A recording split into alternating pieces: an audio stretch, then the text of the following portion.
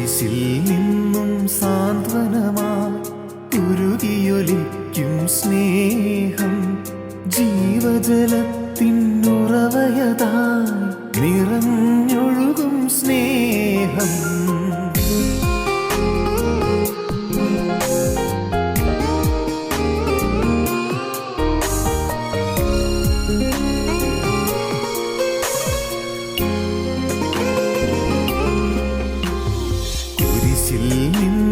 സാന്ത്വനമായി ഉരുകിയൊലിക്കും സ്നേഹം, സഹനത്തിൻ നിണധാരയതായി ഉതിർന്നൊഴുകും സ്നേഹം.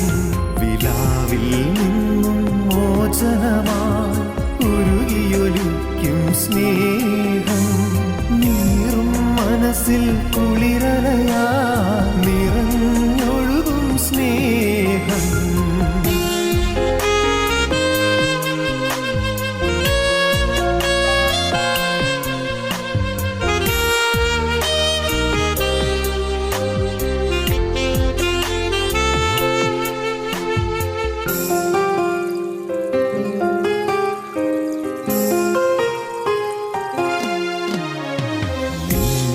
വിരലിൻ വേലകളാ ദിവാകര താരകവാനവും, നിൻ മുൻപിൽ നിലയറ്റവയായി മാനവനെ നീ സ്നേഹിച്ചു.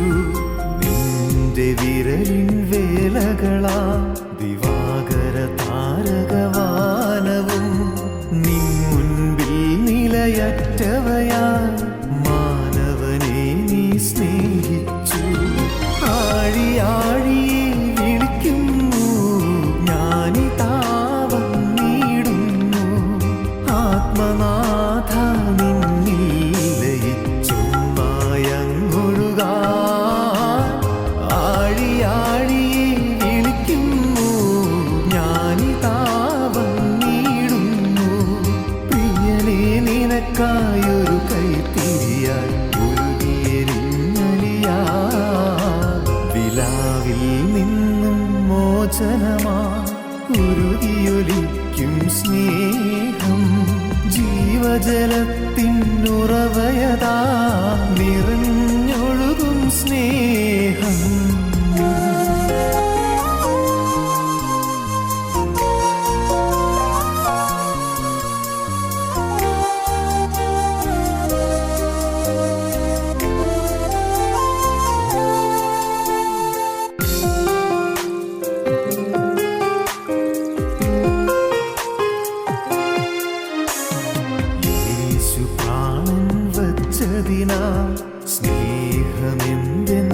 സ്നേഹമെന്തെന്നറിയുകയായി എന്നേശു ജീവിക്കുന്നതിനാൽ ഏഴ ഞാനും വാഴുകയായി. യേശു പ്രാണൻ വച്ചതിനാൽ സ്നേഹമെന്തെന്നറിയുകയായി എന്നേശു ജീവിക്കുന്നതിനാൽ ഏഴ ഞാനും വാഴുകയായി. ആഴിയാഴിയെ വിളിക്കുന്നു ഞാനിതാ വന്നിടുന്നു, ആത്മനാഥ നിന്നിൽ ലയിച്ചൊന്നായങ്ങൊഴുകാൻ. ആഴിയാഴിയെ വിളിക്കുന്നു ഞാനിതാ വന്നിടുന്നു, പ്രിയനെ നിനക്കായൊരു കൈത്തിരിയായി ഒഴുകിയെരിഞ്ഞലിയാൻ. കുരിശിൽ നിന്നും സാന്ത്വനമായി ഉരുകിയൊലിക്കും സ്നേഹം, സഹനത്തിൻ നിണധാരയതായി ഉതിർന്നൊഴുകും സ്നേഹം. വിലാവിൽ നിന്നും മോചനമായി ഉരുകിയൊലിക്കും സ്നേഹം, നീറും മനസ്സിൽ കുളിരലയായി നിറഞ്ഞൊഴുകും സ്നേഹം.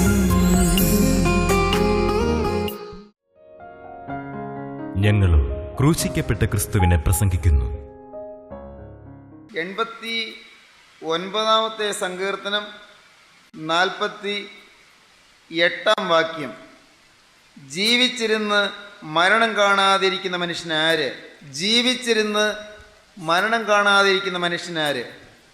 അതേ വാക്യത്തിൽ തന്നെ തൻ്റെ പ്രാണനെ പാതാളത്തിൻ്റെ കയ്യിൽ നിന്ന് വിടുവിക്കുന്നവനും ആരുള്ളൂ? ഇയ്യോബിൻ്റെ പുസ്തകം 14 അധ്യായം 10 വാക്യം, മനുഷ്യൻ പ്രാണനെ വിട്ടാൽ അവൻ എവിടെ? ഇയ്യോബിൻ്റെ പുസ്തകം 14 അധ്യായം 14 വാക്യം, മനുഷ്യൻ മരിച്ചാൽ വീണ്ടും ജീവിക്കുമോ? റോമർക്കെഴുതിയ ലേഖനം 7 അധ്യായം 24 വാക്യം, ഈ മരണത്തിന് അധീനമായ ശരീരത്തിൽ നിന്ന് എന്നെ ആര് വിടുവിക്കും? സങ്കീർത്തനം 88 സങ്കീർത്തനം 10 വാക്യം, മൃതന്മാർ എഴുന്നേറ്റ് നിന്നെ സ്തുതിക്കുമോ? 88 സങ്കീർത്തനം 10, 11, 12 വാക്യങ്ങൾ, നീ മരിച്ചവർക്ക് അത്ഭുതങ്ങൾ കാണിച്ചു കൊടുക്കുമോ? ശവക്കുഴിയിൽ നിന്റെ ദയയെയും വിനാശത്തിൽ നിന്റെ വിശ്വസ്തതയെയും വർണ്ണിക്കുമോ? അന്ധകാരത്തിൽ നിന്റെ അത്ഭുതങ്ങളും വിസ്മൃതിയുള്ള ദേശത്ത് അതിൻ്റെ നീതിയും വെളിപ്പെടുമോ? വളരെ മർമ്മപ്രധാനമായ 7 ചോദ്യങ്ങളാണ് നാം ഇപ്പോൾ തിരുവചനത്തിൽ നിന്ന് വായിച്ചു കേട്ടത്. ഈ 7 ചോദ്യങ്ങളും മരണത്തെക്കുറിച്ചും മരണത്തിന് ശേഷമുള്ളതായ മരണാനന്തരമായ ജീവിതത്തെക്കുറിച്ചുമുള്ളതായ അന്വേഷണങ്ങളാണ്. മരണത്തെക്കുറിച്ചും മരണാനന്തര ജീവിതത്തെക്കുറിച്ചുമുള്ളതായ ചോദ്യങ്ങൾ. മരണത്തിന് ശേഷം എന്ത്? മരണത്തിന് ശേഷം ഒരു ജീവിതമുണ്ടോ? മരണത്തിന് ശേഷം മനുഷ്യൻ എങ്ങോട്ട് പോകുന്നു? മനുഷ്യന് ആത്മാവുണ്ടോ? ആത്മാവ് ഉണ്ടെങ്കിൽ ആ ആത്മാവ് എവിടെ? കടന്നുപോയവർ ഇന്ന് എവിടെയാണ് വസിക്കുന്നത്? അവരെ നാം ആരെങ്കിലും ഇനി എന്തെങ്കിലും കാണുമോ? അവരുമായി ഒരുമിച്ച് സംസാരിക്കാൻ ഇനി ഇടയുണ്ടാകുമോ? എന്നെങ്കിലും അവരോട് ഇടപഴകുവാനുള്ള സന്ദർഭം ലഭിക്കുമോ? മരിച്ചവര് അവര് വീണ്ടും ഭൂമിയിലേക്ക് തിരിച്ചു വരുമോ? വളരെ ഗൗരവമേറിയ ചില ചോദ്യങ്ങളാണ് ഈ മരണത്തെ ആസ്പദമാക്കിയുള്ളതായ 7 ചോദ്യങ്ങൾ. ദൈവത്തിൻ്റെ വലിയ നാമം മഹത്വപ്പെടട്ടെ. ഈ ഗൗരവമേറിയ ചോദ്യങ്ങളെല്ലാം മരണാനന്തരാവസ്ഥയെ കുറിക്കുന്നതായ തിരുവചനത്തിലെ ചോദ്യങ്ങളാണ്.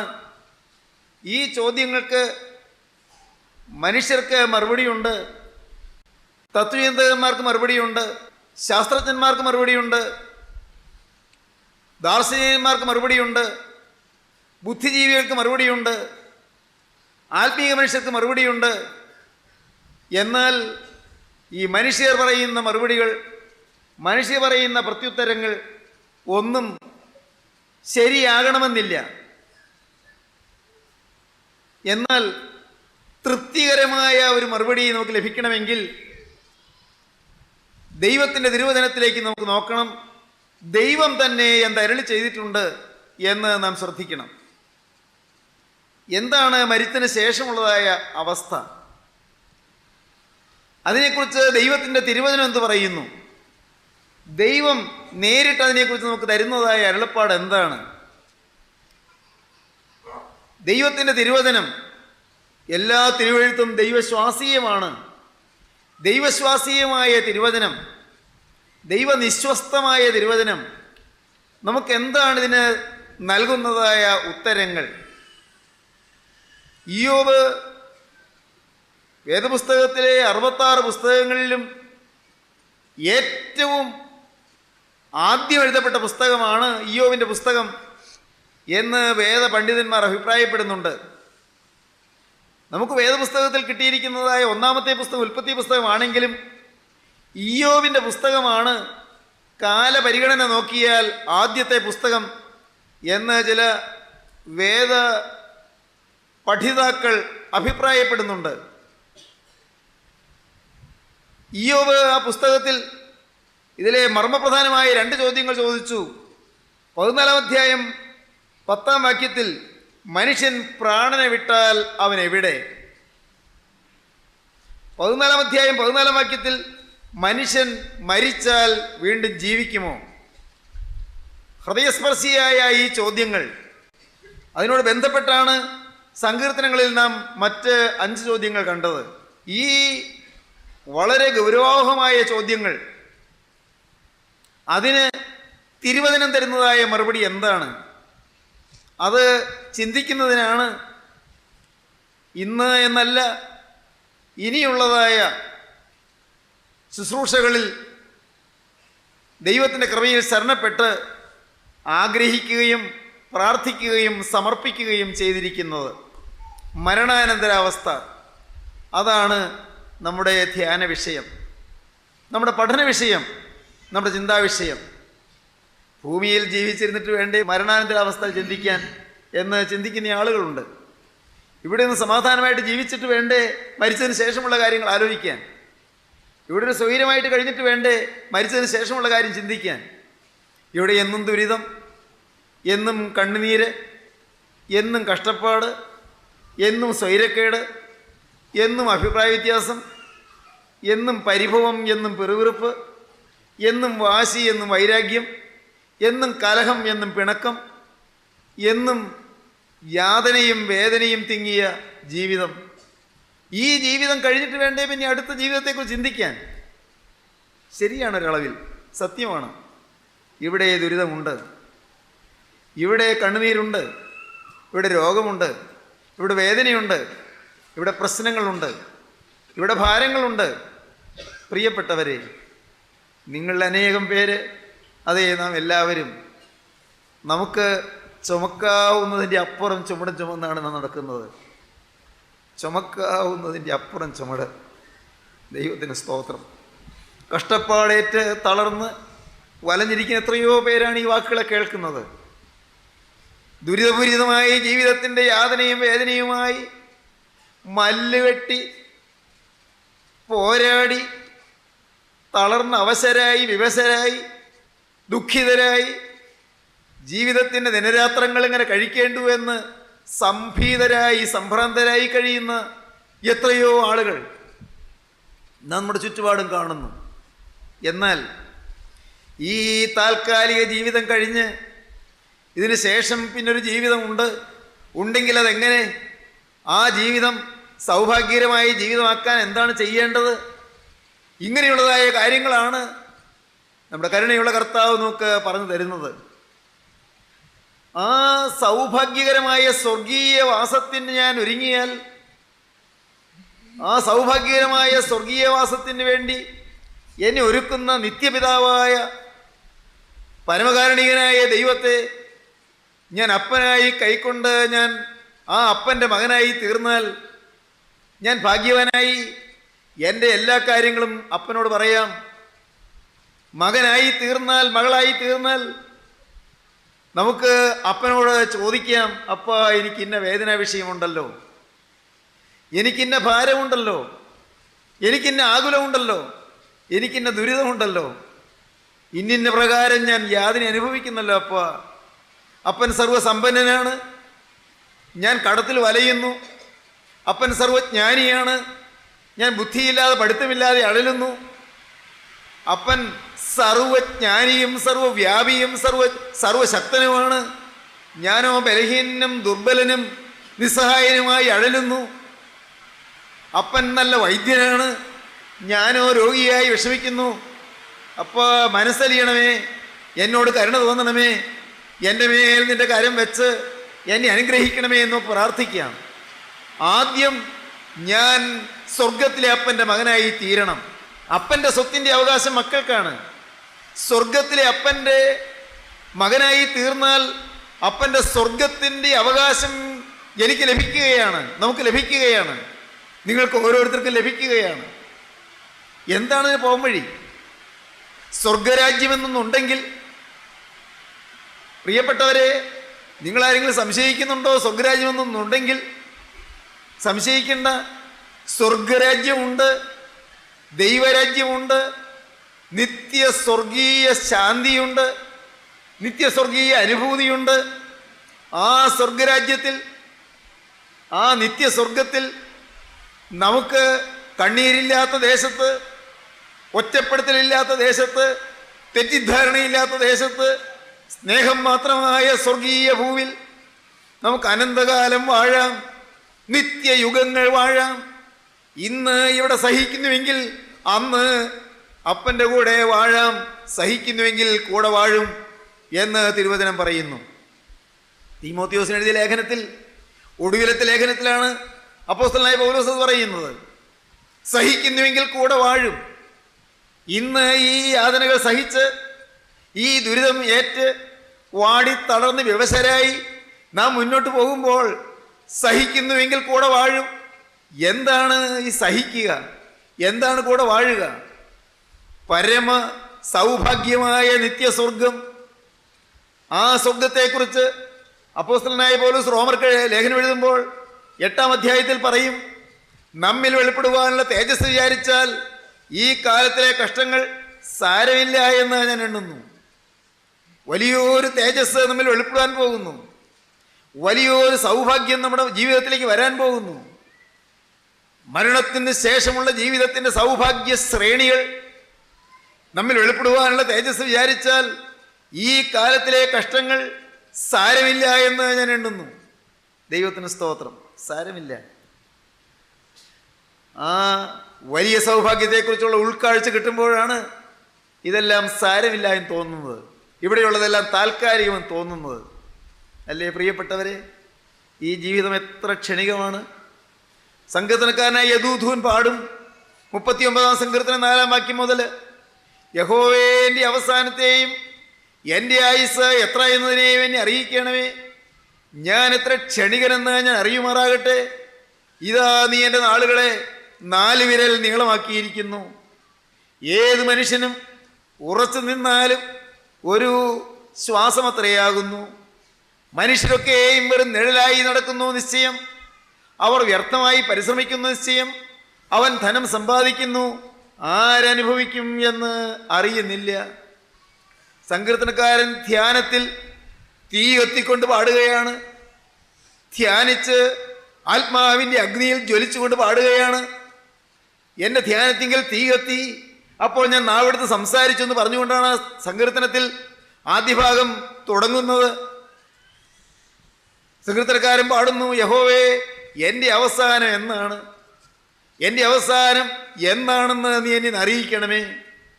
എൻ്റെ ആയുസിൻ്റെ നാൾ എന്നാണ് തീരുക, നീ എന്നെ അറിയിക്കണമേ. യഹോവേ എൻ്റെ അവസാനത്തെയും എൻ്റെ ആയുസ് എത്ര എന്നതിനെയും എന്നെ അറിയിക്കണമേ. ഞാൻ എത്ര ക്ഷണികനെന്ന് ഞാൻ അറിയുമാറാകട്ടെ. ഇതാ നീ എൻ്റെ നാളുകളെ 4 വിരൽ നീളമാക്കിയിരിക്കുന്നു. ഏത് മനുഷ്യനും ഉറച്ചു നിന്നാലും ഒരു ശ്വാസം അത്രയാകുന്നു. മനുഷ്യരൊക്കെയും വെറും നിഴലായി നടക്കുന്നു നിശ്ചയം. അവർ വ്യർത്ഥമായി പരിശ്രമിക്കുന്നു നിശ്ചയം. അവൻ ധനം സമ്പാദിക്കുന്നു, ആരനുഭവിക്കും എന്ന് അറിയുന്നില്ല. പ്രിയപ്പെട്ടവരെ, ബോംബെയിലും മഹാരാഷ്ട്ര സ്റ്റേറ്റിലും അങ്ങ് ഗുജറാത്തിലും ഭൂകമ്പങ്ങളുണ്ടായതും അതിനെ തുടർന്നുണ്ടായ കൊടിയ ദുരിതങ്ങളും അനേകം യാതനാഭരിതമായ മരണങ്ങളും നിമിഷനേരം കൊണ്ട് ഉണ്ടായ അത്യാഹിതവും എല്ലാം നമ്മുടെ ഭാരതഭൂമി നേരിട്ട് കണ്ടതാണ്. അമേരിക്കയിൽ ന്യൂയോർക്കിൽ ആ വലിയ ഗംഭീരമായ കെട്ടിട സമുച്ചയം അത് തകർന്ന് കരിഞ്ഞ് ചാമ്പലാകുന്നതും ലോകം ഞെട്ടലോടെ കണ്ടതാണ്. എത്രയെത്ര മനുഷ്യജീവനാണ് അപഹരിക്കപ്പെട്ടത്. ദൂരെ ഇരുന്നു കൊണ്ട് നാം പോലും വീർപ്പടക്കി പത്രങ്ങളിൽ വായിച്ചു, ന്യൂസ് കണ്ടു, കേട്ടു. പ്രിയപ്പെട്ടവരെ, ഈ അടുത്ത സമയത്ത് ഭീകരാക്രമണങ്ങൾ മൂലം എത്രയെത്ര മനുഷ്യജീവിതങ്ങൾ നശിക്കുന്നു, നഷ്ടപ്പെടുന്നു, ഭൂമിയിൽ നിന്ന് നിമിഷനേരം കൊണ്ട് തുടച്ചു നീക്കപ്പെടുന്നു. വാഹനാപകടങ്ങൾ അങ്ങനെ എല്ലാം ചുറ്റുപാടും നാം കാണുന്നു, നടക്കുന്നു.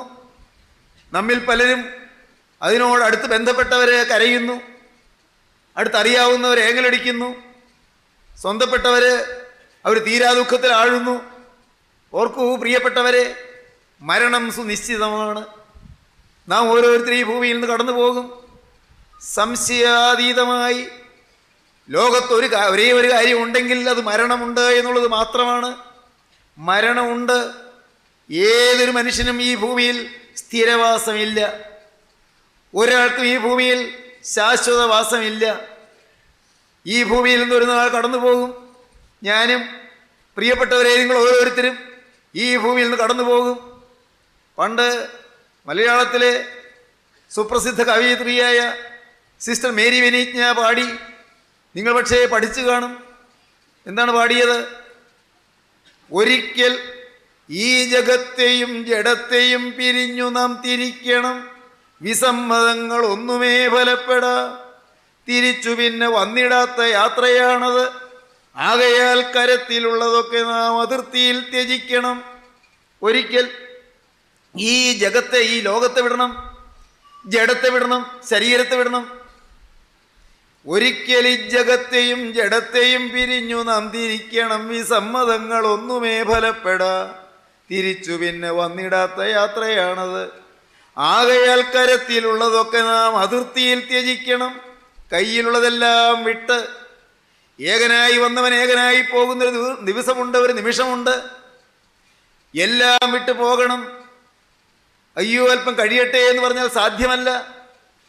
സുറിയാനി സഭയുടെ ശവസംസ്കാര ശുശ്രൂഷയിൽ മരണദൂതനോട് കെഞ്ചി നോക്കി, എന്നാൽ അവൻ അല്പം പോലും അലിവ് കാണിച്ചില്ല എന്ന് പിതാക്കന്മാർ പാടുന്ന മനോഹരമായൊരു കീർത്തനമുണ്ട്. മരണദൂതൻ അലിവ് കാണിച്ചില്ല, മരണം അല്പം പോലും ക്ഷമിച്ചു നിന്നില്ല, അല്പം പോലും വൈകാൻ തയ്യാറായില്ല. മരണം റാഞ്ചിക്കൊണ്ടുപോകുന്നു. ഒരിക്കൽ ഈ ജഗത്തെയും ജഡത്തെയും പിരിഞ്ഞു നാം തിരിക്കണം, വിസമ്മതങ്ങളൊന്നുമേ ഫലപ്പെടാ, തിരിച്ചു പിന്നെ വന്നിടാത്ത യാത്രയാണത്, ആകയാൽ കരത്തിലുള്ളതൊക്കെ നാം അതിർത്തിയിൽ ത്യജിക്കണം. ഇഹത്തിലെ ധനം സുഖം യശസ്സും ആഭിജാത്യവും വഹിച്ചു കൊണ്ടുപോകയില്ല മർത്യൻ അന്ത്യയാത്രയിൽ. അവസാന യാത്രയിൽ ഒന്നും കൊണ്ടുപോവില്ല. ഇഹത്തിലെ ധനം സുഖം യശസ്സും ആഭിജാത്യവും വഹിച്ചു കൊണ്ടുപോകയില്ല മർത്യൻ അന്ത്യയാത്രയിൽ. അഹന്ത കൊണ്ടഴുക്കുവെട്ടിടാത്ത പുണ്യമൊന്നു താൻ മഹത്തരം പ്രയോജനം പരത്തിലും വരുത്തിടും. പരലോകമുണ്ട്. കവയിത്രി പാടുകയാണ്, പരലോകമുണ്ട്. അവിടെ എത്തണമെങ്കിൽ ഇവിടെ വെച്ച് പുണ്യം നേടണം. എന്താണ് പുണ്യം? കർത്താവായ യേശു ക്രിസ്തുവാണ് പുണ്യം. ഇവിടെ വെച്ച് പുണ്യം നേടണം. പുണ്യം ഒന്നേ ഉള്ളൂ, അത് ക്രിസ്തുവാണ്. പുണ്യവാൻ ഒന്നേ ഉള്ളൂ, അത് ക്രിസ്തു മാത്രമാണ്. ഇവിടെ വെച്ച് പുണ്യം നേടണം. ഇവിടെ വെച്ച് പുണ്യവാൻ അകത്ത് വരണം, ഹൃദയത്തിൽ വരണം. സമർത്ഥനായ സീസറും പ്രസിദ്ധനായ ഹോമറും സമത്വമറ്റ സോളമൻ തുടങ്ങിയുള്ള വിജ്ഞരും അമർന്നുപോയി കാലചക്ര വിഭ്രമത്തിലെങ്കിൽ ഈ നമുക്ക് പിന്നെ എന്തു ശങ്ക, മാറ്റമൊന്നുമില്ലതിൽ. മഹാനായ സീസർ ചക്രവർത്തി കടന്നുപോയില്ലേ? തേരോട്ടം നടത്തി വീരശൂര പരാക്രമിയായി പ്രശോഭിച്ച് രാജ്യങ്ങൾ വെട്ടിപ്പിടിച്ചെടുത്ത ധീരനും സാഹസികനുമായ ചക്രവർത്തി കടന്നുപോയില്ലേ? സമർത്ഥനായ സീസറും പ്രസിദ്ധനായ ഹോമറും, മഹാകവിയായ ഹോമർ കടന്നുപോയില്ലേ? സമത്വമറ്റ സോളമൻ തുടങ്ങിയുള്ള വിജ്ഞരും അമർന്നുപോയി കാലചക്ര വിഭ്രമത്തിൽ. മഹാജ്ഞാനിയായി, ജ്ഞാനിയായ സലോമോൻ കടന്നുപോയി. മഹാന്മാരും കടന്നുപോയി, സകലരും കടന്നു പോകുന്നു. ആർക്കും ഇവിടെ ശാശ്വതവാസമില്ല. എങ്കിൽ നമുക്ക് പിന്നെ എന്തു ശങ്ക, മാറ്റമൊന്നുമില്ലതിൽ. ഞാനും കടന്നു പോകും. പ്രിയപ്പെട്ടവരെ, സമർത്ഥനായ സീസറും പ്രസിദ്ധനായ ഹോമറും സമത്വമറ്റ സോളമൻ തുടങ്ങിയുള്ള വിജ്ഞരും അമർന്നുപോയി കാലചക്ര വിഭ്രമത്തിൽ. എങ്കിൽ ഈ നമുക്ക് പിന്നെ എന്തു ശങ്ക, മാറ്റമൊന്നുമില്ലതിൽ. ജനിച്ച നാൾ തുടങ്ങി എന്നെയോ മനിച്ച് തുഷ്ടിയോടെനിക്കു വേണ്ടതൊക്കെ നൽകി ആദരിച്ച ലോകമേ നിനക്ക് വന്ദനം. കവയിത്രി ലോകത്തോട് യാത്ര പറയുകയാണ്. ലോകമേ നിനക്ക് വന്ദനം. ജനിച്ച നാൾ തുടങ്ങി എന്നെ ഓമനിച്ച് തുഷ്ടിയോടെനിക്ക് വേണ്ടതൊക്കെ നൽകി ആദരിച്ച ലോകമേ നിനക്ക് വന്ദനം. പിരിഞ്ഞു പോയിടട്ടെ ഞാൻ ഇനി ശനിക്കുഴപ്പമേശിടാത്ത ഭാവിയെ വരിക്കുവാൻ. ശനിക്കുഴപ്പമേശാത്ത ഭാവിയെ വരിക്കുവാൻ ഞാനങ്ങ് പോകട്ടെ എന്ന്. അതിൻ്റെ സാങ്കത്യത്തിലേക്കൊന്നും കിടക്കാനല്ല ഞാൻ പറഞ്ഞത്. ഇതാ, ഒരിക്കലും തീരാത്ത അനന്തമോഹനമായ സ്വർഗീയ സൗഭാഗ്യത്തിലേക്ക് പോകാൻ വെമ്പൽ കൊള്ളുന്ന മനുഷ്യന്റെ ഹൃദയത്തിൻ്റെ ഉൾത്തേങ്ങലാണ് ആ കവിതയുടെ ശീലുകളിൽ വെളിപ്പെടുന്നത്, പ്രകാശിക്കുന്നത്. സഹോദരങ്ങളെ, ഒരു ദിവസം നാം കടന്നു പോകും. അതിനുശേഷം എന്ത് ചിന്തിക്കണ്ടേ? കർത്താവായ യേശു നമ്മുടെ ഹൃദയത്തിലുണ്ടെങ്കിൽ യേശു പോകുന്നിടത്ത് ഞാനും പോയിരിക്കും. യേശു എൻ്റെ ഹൃദയത്തിലുണ്ടെങ്കിൽ യേശു എവിടെ ചെല്ലും അവിടെയെല്ലാം ഞാനും ഉണ്ടായിരിക്കും. ഹൃദയത്തിൽ യേശു ഉണ്ടെങ്കിൽ പ്രിയപ്പെട്ടവരെ, ഈ യേശു എവിടെയെല്ലാം പോകുന്നുവോ അവിടെയെല്ലാം ഞാനും അവിടെ എത്തിയിരിക്കും സ്വാഭാവികമായും. മർമ്മപ്രധാനമായി ഈ ചോദ്യം നിങ്ങളോട് ചോദിക്കട്ടെ, ക്രിസ്തു നിങ്ങളുടെ ഹൃദയത്തിലുണ്ടോ?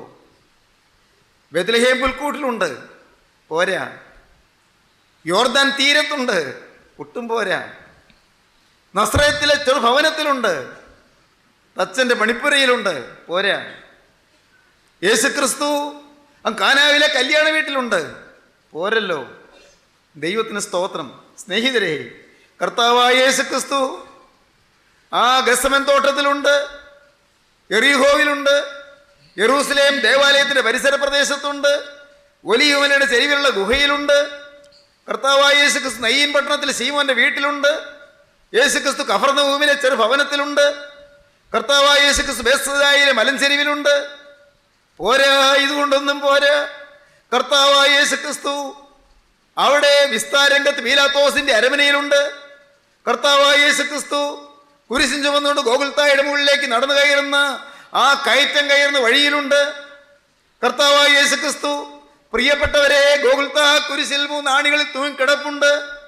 കർത്താവായ യേശുക്രിസ്തു തിരുശരീരം അടക്കപ്പെട്ട് അരിമത്യക്കാരി യോസേഫിന്റെ കല്ലറയിൽ കിടപ്പുണ്ട്.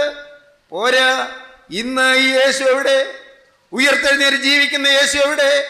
എൻ്റെ ചങ്കിൽ എന്ന് പറയാൻ നമുക്ക് കഴിയണം. പ്രിയപ്പെട്ടവരെ, ഇവിടെയുണ്ട്, യേശു ഇവിടെയുണ്ട്, അവൻ എൻ്റെ ഹൃദയത്തിലുണ്ട് നിങ്ങൾ പറയുമ്പോൾ, അത് നിങ്ങളുടെ ജീവിതത്തിന് പ്രാഗൽഭ്യമാകുമ്പോൾ, അതിന് തക്കവണ്ണം നിങ്ങളെ തന്നെ നിങ്ങൾ വിശുദ്ധീകരിക്കുമ്പോൾ, ക്രിസ്തു വസിക്കത്തക്കൊണ്ട് നിങ്ങളുടെ ഹൃദയത്തെ നിങ്ങൾ ഒരുക്കുമ്പോൾ, അപ്പോൾ നിങ്ങൾ ക്രിസ്തുവിന്റെ സ്വർഗീയ മഹത്വത്തിലേക്ക് നിങ്ങൾ ചേരും. അവിടെ ചെന്ന് ചേരും, പാപങ്ങൾ കഴുകപ്പെടും, സ്വർഗീയ സൗഭാഗ്യം നിങ്ങളെ തേടി വരും, സ്വർഗത്തിന്റെ അനന്തമോഹനമായ സന്തോഷത്തിന്റെ സർവ്വസമ്പത്ത് നിങ്ങൾക്ക് ലഭിക്കും, നിങ്ങൾ അനുഗ്രഹീതരായി തീരും.